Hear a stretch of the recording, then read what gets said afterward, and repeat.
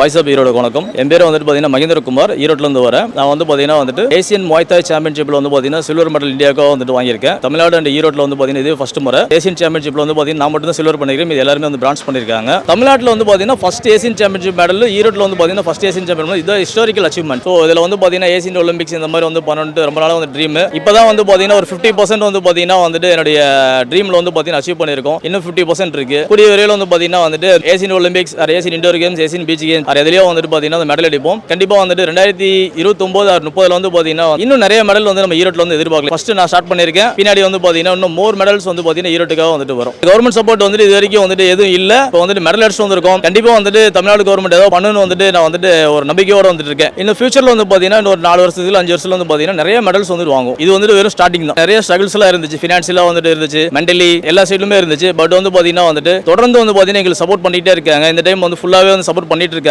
மேற்கொண்டு பாத்தீங்கன்னா நிறைய மெடல் வந்து பாத்தீங்கன்னா ஈரோட்டுக்காக நாங்கள் எல்லாரும் சேர்ந்து வாங்கி கொடுப்போம்.